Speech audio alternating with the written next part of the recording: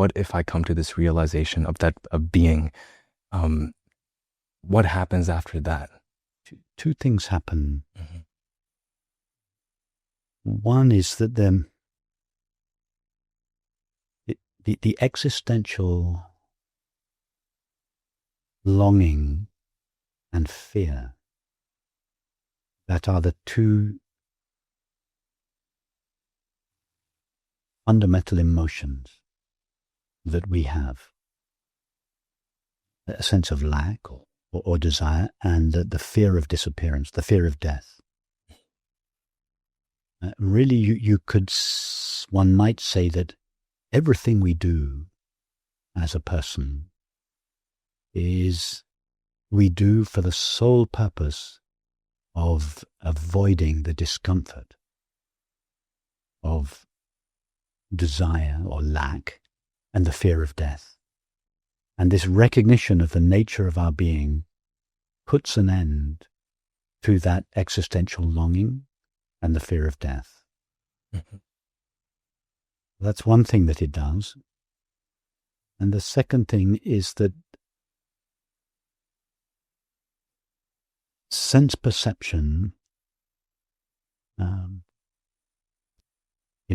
occasionally suddenly, but usually gradually, it becomes progressively transparent to its reality. It loses its veiling power. Our sense perceptions used to tell us that the earth was flat. We looked more closely and we realized it was wrong. Sense perception used to tell us that the sun traveled around the earth. We looked more closely and we found that it was wrong. Sense perception now tells most people that reality consists of a multiplicity and diversity of material things. Yeah. And the inevitable consequence of that belief is sorrow on the inside and conflict on the outside. So as the evidence of the persuasive power of sense perception is eroded, we see through the illusion that our senses present us with. Our senses present us with the illusion of multiplicity and the appearance of multiplicity and diversity. We see, as it were, through that. I don't mean literally through it. We see through it. Our understanding overrides the apparent evidence of sense perception. And we see, we understand, we feel the unity of being that lies behind the multiplicity and diversity of appearances. And that's the experience of love.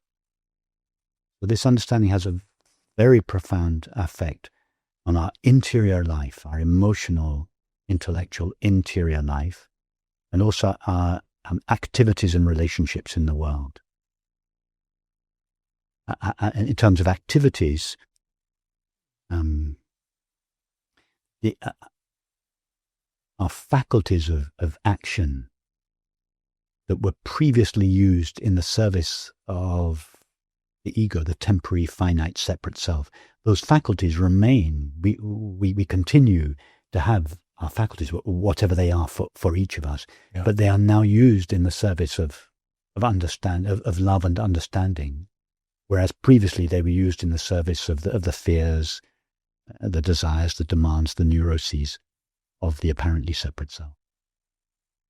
Beautifully said. I really relate to that. Even for me personally, when I see that, even though your daily situations, your daily reactions are still there, but I see that that being that I am, that's the same being that's within someone. And that informs the way you relate, the way you react, the way you respond, the way you think, the way you feel.